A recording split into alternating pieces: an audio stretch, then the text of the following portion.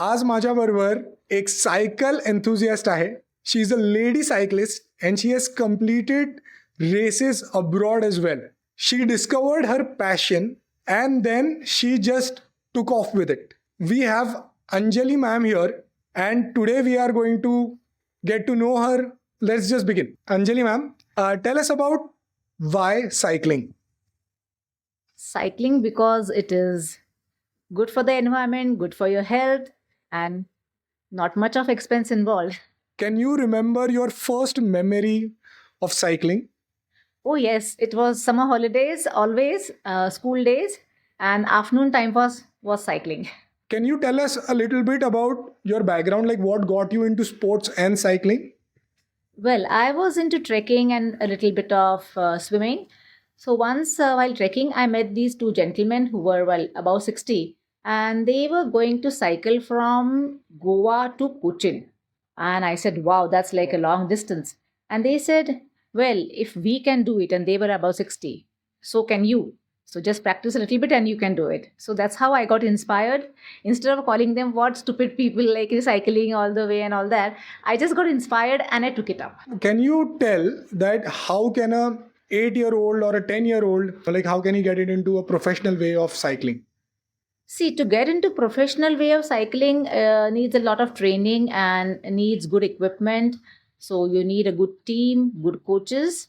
So it's a totally different ball game. I don't think we have yet got it in India at that level where 8-10-year-old students are getting into cycling. I think they get into it at a much older age when they see the world abroad, and that's how they get more inspired to do cycling. So at the younger age, it's not much happening as yet. So, ma'am, also like when we do long distance cycling, what is like the average distance that you do in long distance? Well, long distance can be anything and it is relative.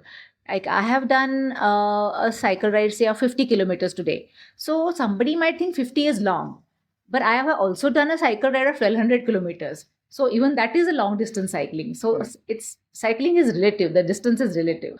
Like we don't talk about these small nitty-gritties in cycling. General people don't know like what happens when in terms of food or refreshments or stoppages. How does that work out? So, well, 1200 doesn't happen like just like that. It has to happen after a lot of training. So you train and then you go for an event like 1200 kilometers. It was the event called Paris-Brest-Paris, which happens only once in 4 years.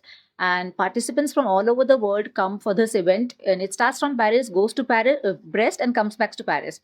So here you have about 90 hours to complete the 1200 kilometers.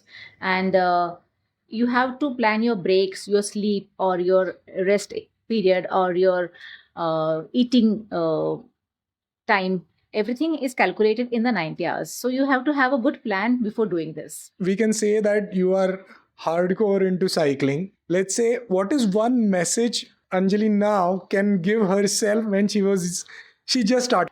Well, I would tell myself that, okay, when I was in school, I could have cycled a bit more than get my parents to drop me to places.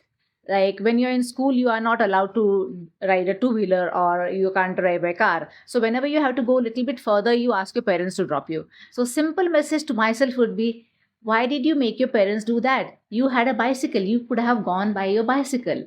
Yes. And this is the only message I can tell everybody, that instead of making your parents drop you here and there, use vehicles, spoil the environment, just go everywhere by cycle wherever it is possible. Like simple thing like the metro. The metro allows cycles. So if you want to go, say, suppose Kalyani Nagar, and you don't want to cycle all the way from, say, Vanats to Kalyani Nagar, get your cycle, go to the Manas metro, get into the metro. You are allowed to take the cycle in the metro, get in the metro, get off at Kalyani Nagar, and then cycle wherever you want to go. So use your cycle more efficiently if you can. What is it that will make Anjali ma'am happy about cycling in India?